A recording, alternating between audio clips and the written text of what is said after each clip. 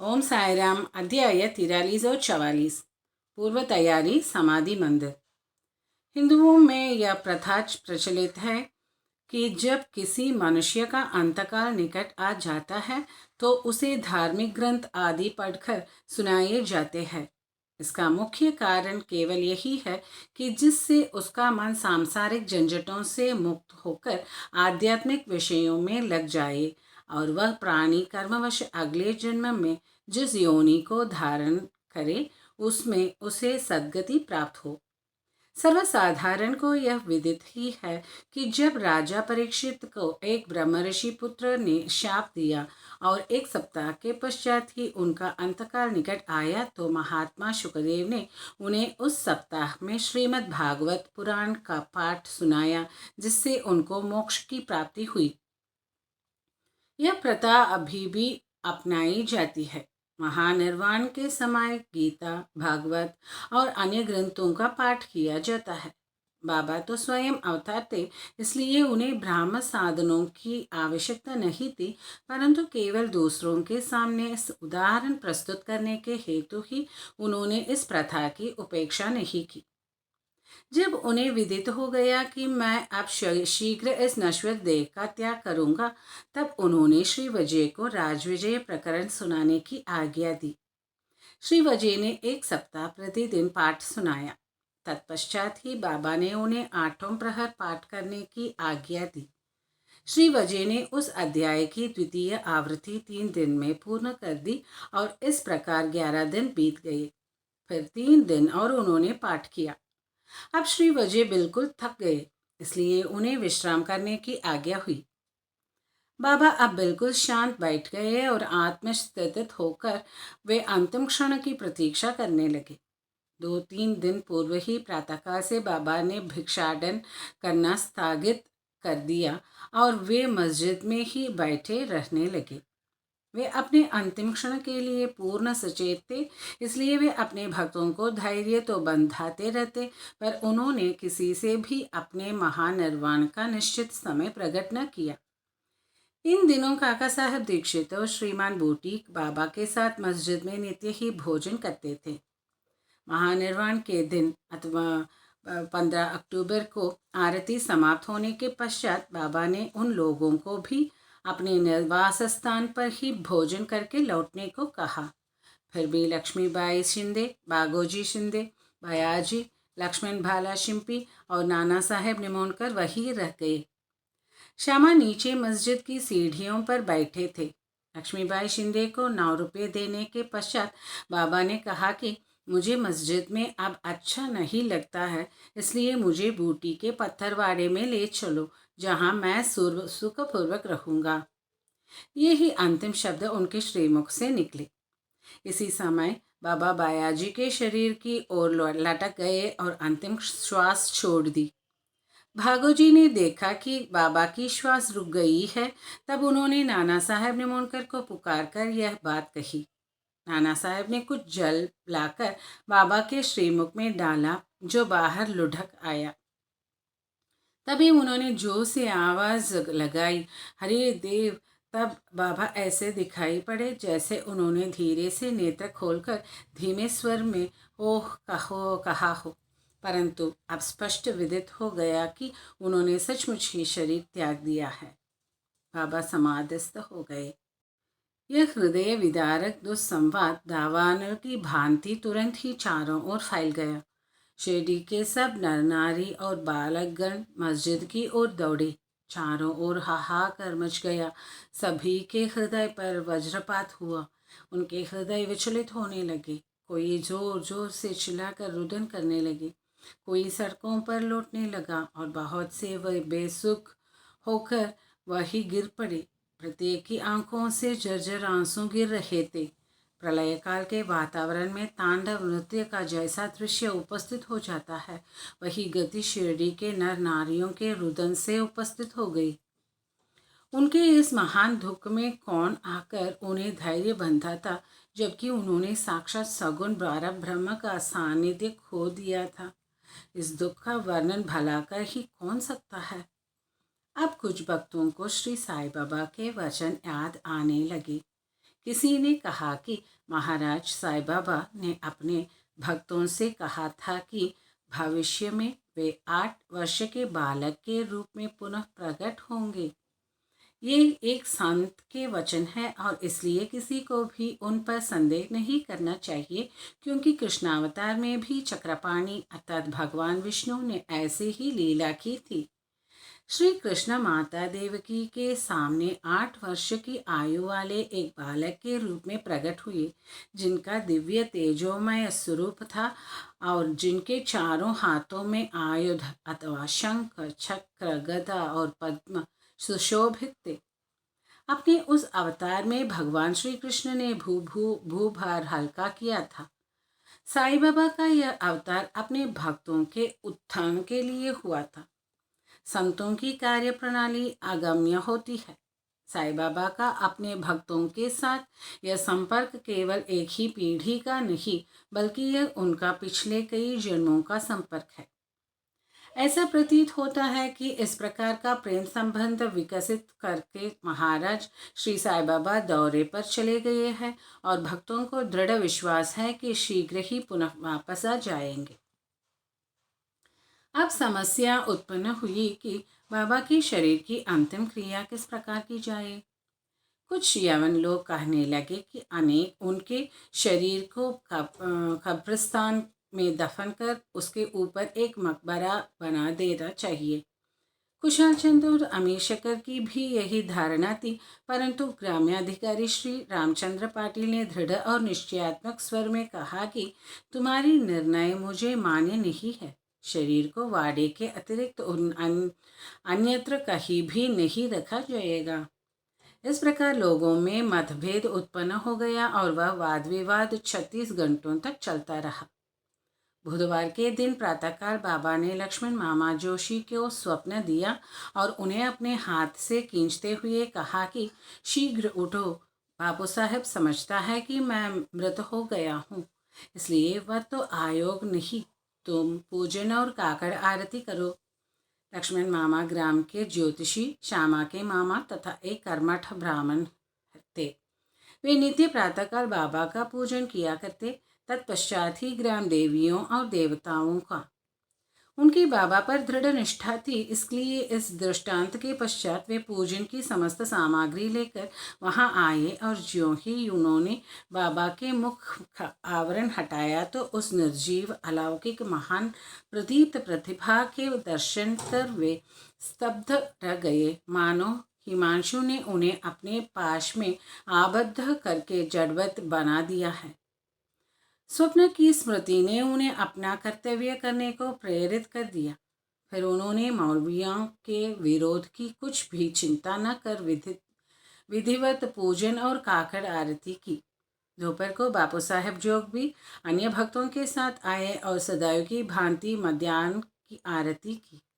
बाबा के अंतिम श्री वचनों को आदरपूर्वक स्वीकार करके लोगों ने उनके शरीर को बूटी वाड़े में ही रखने का निश्चय किया और वहां कर मध्य भाग खोदना आरंभ कर दिया। मंगलवार की संध्या को राहता से सब इंस्पेक्टर और भिन्न भिन्न स्थानों से अनेक लोग वहां आकर एकत्र हुए। सब लोगों ने उस प्रस्ताव को स्वीकार कर लिया। दूसरे दिन प्रातःकाल बम्बई से अमीर भाई और कोपरगांव से मामलतदार भी वहां आज पहुंचे। उन्होंने देखा कि लोग अभी भी एकमत नहीं है। तब उन्होंने मतदान करवाया और पाया कि अधिकांश लोगों का बहुमत वाड़े के पक्ष में ही है। फिर भी वे इस विषय में कलेक्टर की स्वीकृति अति आवश्यक समझते थे। तब काका साहब स्वयं अहमदनगर जाने को उद्यत हो गए, परंतु बाबा की प्रेरणा से विपक्षियों ने भी प्रस्ताव सहर्ष स्वीकार कर लिया और उन सब ने मिलकर अपना मत भी वाड़े के ही पक्ष में दिया। अतः बुधवार की संध्या को बाबा का पवित्र शरीर बड़ी धूमधाम और समारोह के साथ वाड़े में लाया गया और विधि पूर्वक उस स्थान पर समाधि बना दी गई जहां मुरलीधर की मूर्ति स्थापित होने को थी। सच तो यह है कि बाबा मुरलीधर बन गए और वाडा समाधि मंदिर तथा भक्तों का एक पवित्र देवस्थान, जहां अनेकों भक्त आया जाया करते थे और अभी भी नित्य प्रति वहां आकर सुख और शांति प्राप्त करते हैं। बाला साहेब भाटे और बाबा के अनन्य भक्त श्री उपासनिक ने बाबा की विधिवत अंतिम क्रिया की। जैसा प्रोफेसर नार्गे को देखने में आया, यह बात विशेष ध्यान देने योग्य है कि बाबा का शरीर 36 घंटे के उपरांत भी जड़ नहीं हुआ और उनके शरीर का प्रत्येक अवयव लचीला बना रहा, जिससे शरीर पर से कफनी बिना चीरे हुए सरलता से निकाली जा सकी। ईंट का खंड। बाबा के निर्वाण के कुछ समय पूर्व एक अपशकुन हुआ, जो इस घटना की पूर्व सूचना स्वरूप था। मस्जिद में एक पुरानी ईंट थी, जिस पर बाबा अपना हाथ टेक कर रखते थे। रात्रि के समय बाबा उस पर सिर रखकर शयन किया करते थे। यह कार्यक्रम अनेक वर्षों तक चला। एक दिन बाबा की अनुपस्थिति में एक बालक ने मस्जिद में झाड़ू लगाते समय वह ईंट अपने हाथ में उठाई। दुर्भाग्यवश वह ईंट उसके हाथ से गिर पड़ी और उसके 2 टुकड़े हो गए। जब बाबा को इस बात की सूचना मिली तो उन्हें उसका बड़ा दुख हुआ और वे कहने लगे कि यह ईंट नहीं फूटी है, मेरा भाग्य ही फूटकर छिन्न भिन्न हो गया है। यह तो मेरी जीवन सांगनी थी और इसको अपने पास रखकर मैं आत्मचिंतन किया करता था। यह मुझे अपने प्राणों के समान प्रिय थी और उसने आज मेरा साथ छोड़ दिया है। कुछ लोग यहाँ शंका कर सकते हैं कि बाबा को ईंट जैसी एक तुच्छ वस्तु के लिए इतना शोक क्यों करना चाहिए। इसका उत्तर हेमाडपंत इस प्रकार देते हैं कि संत जगत के उद्धार तथा दीन और अनाश्रितों के कल्याणार्थ ही अवतीर्ण होते हैं। जब वे नरदेह धारण करते हैं और जन्म संपर्क में आते हैं तो वे इसी प्रकार आचरण किया करते हैं, अर्थात ब्राह्म रूप से वे अन्य लोगों के समान ही हंसते, खेलते और रोते हैं, परंतु आंतरिक रूप से वे अपने अवतार कार्य और उसके ध्येय के लिए सदैव सजग रहते हैं। 72 घंट की समाधि। इसके 32 वर्ष पूर्व भी बाबा ने अपनी जीवन रेखा पार करने का एक प्रयास किया था। 1886 में मार्गशीर्ष को पूर्णिमा के दिन बाबा को दमा से अधिक पीड़ा हुई और इस व्याधि से छुटकारा पाने के लिए उन्होंने अपने प्राण ब्रह्मांड में छड़ाकर समाधि लगाने का विचार किया। अतएव उन्होंने भगत महलसापति से कहा कि तुम मेरे शरीर की 3 दिन तक रक्षा करना और यदि मैं वापस लौट आया तो ठीक ही है, नहीं तो उस स्थान अथवा एक स्थान को इंगित करते हुए पर भी मेरी समाधि बना देना और 2 ध्वजाएं चिन्ह स्वरूप पहरा देना। ऐसा कहकर बाबा रात में लगभग 10 बजे पृथ्वी पर लेट गए। उनका श्वासोच्छ्वास बंद हो गया और ऐसा दिखाई देने लगा कि जैसे उनके शरीर में प्राण ही न हो। सभी लोग, जिनमें ग्रामवासी भी थे, वहां एकत्रित हुए और शरीर परीक्षण के पश्चात शरीर को उनके द्वारा बताए हुए स्थान पर समाधिस्थ कर देने का निश्चय करने लगे। परंतु भगत महलसापति ने उन्हें ऐसा करने से रोका और उनके शरीर को अपनी गोद में रखकर वे 3 दिन तक उसकी रक्षा करते रहे। 3 दिन व्यतीत होने पर रात को लगभग 3 बजे प्राण लौटने के चिन्ह दिखलाई पड़ने लगे। श्वासोच्छ्वास पुनः चालू हो गया और उनके अंग प्रत्यंग हिलने लगे। उन्होंने नेत्र खोल दिए और करवट लेते हुए वे पुनः चेतना में आ गए। इस प्रसंग तथा अन्य प्रसंगों पर दृष्टिपात कर अब हम यह पाठकों पर छोड़ते हैं कि वे ही इसका निश्चय करें कि क्या बाबा अन्य लोगों की भांति ही 3.5 हाथ लंबे एक देहधारी मानव थे, जिस देह को उन्होंने कुछ वर्षों तक धारण करने के पश्चात छोड़ दिया, या वे स्वयं आत्मा ज्योति स्वरूप थे। पंच महाभूतों से शरीर निर्मित होने के कारण उसका नाश और अंत तो सुनिश्चित है, परंतु जो सद्वस्तु अथवा आत्मा अंतःकरण में है वही यथार्थ में सत्य है। उसका न रूप है, न अंत है और न नाश।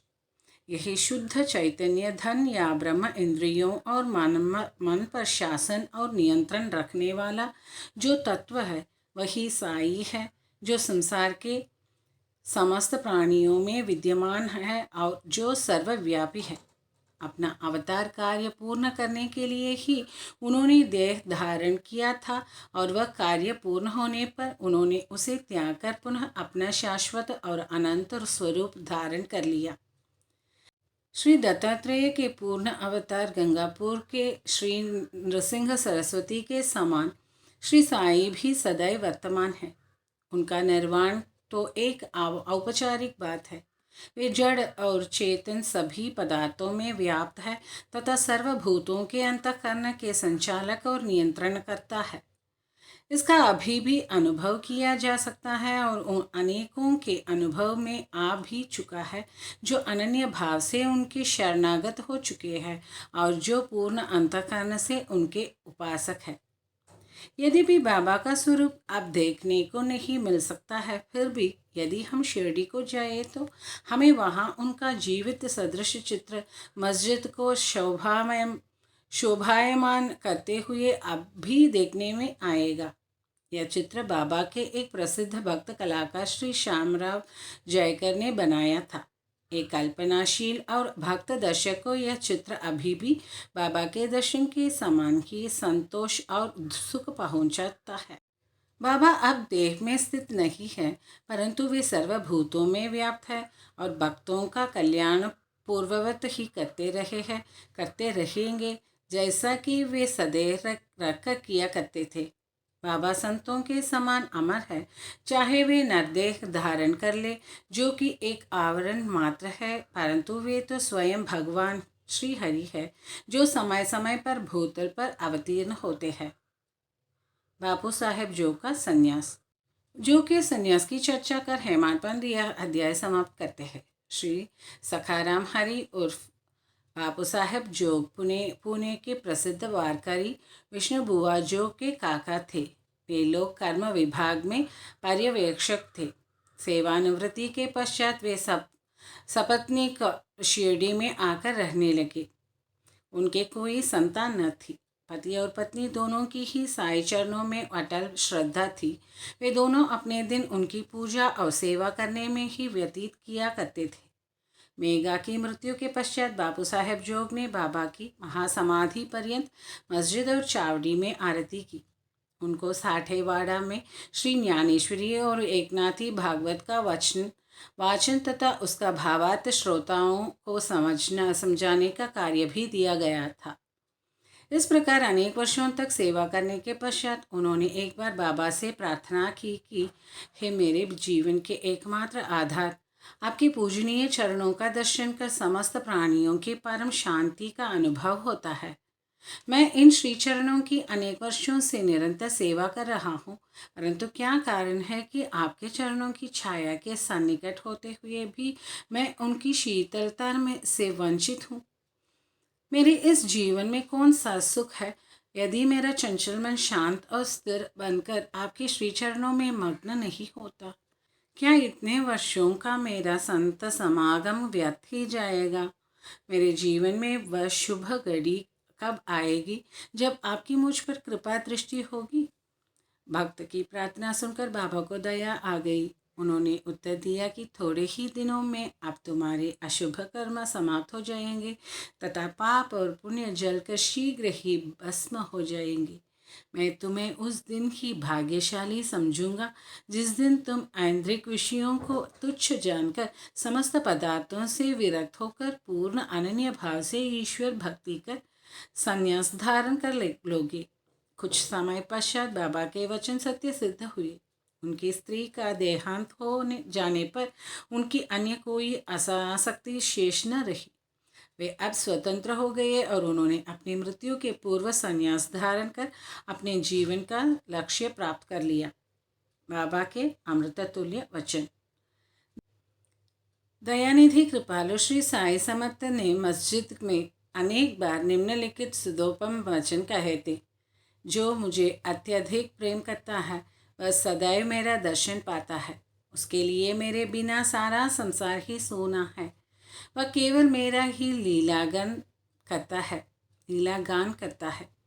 वह सतत मेरा ही ध्यान करता है और सदैव मेरा ही नाम जपता है। जो पूर्ण रूप से मेरी शरण में आ जाता है और सदा मेरा ही स्मरण करता है, अपने ऊपर उसका वह ऋण मैं उसी मुक्ति प्रदान करके चुका दूंगा। जो मेरा ही चिंतन करता है और मेरा प्रेम ही जिसकी भूख प्यास है और जो पहले मुझे अर्पित किए बिना कुछ भी नहीं खाता, मैं उसके अधीन हूँ। जो इस प्रकार मेरी शरण में आता है वह मुझसे मिलकर उसी तरह एकाकार हो जाता है जिस तरह नदियाँ समुद्र से मिलकर तदाकार हो जाती हैं। अतएव महत्ता और अहंकार का सर्वथा परित्याग करके तुम्हें मेरे प्रति जो तुम्हारे हृदय में आसीन है पूर्ण रूप से समर्पित हो जाना चाहिए। यह मैं कौन है? श्री साईं बाबा ने अनेक बार समझाया कि यह मैं कौन है। इस मैं को ढूंढने के लिए अधिक दूर जाने की आवश्यकता नहीं है। तुम्हारे नाम और आकार से परे मैं तुम्हारे अंतःकरण और समस्त प्राणियों में चैतन्य धन स्वरूप में विद्यमान हूँ और यही मैं का स्वरूप है।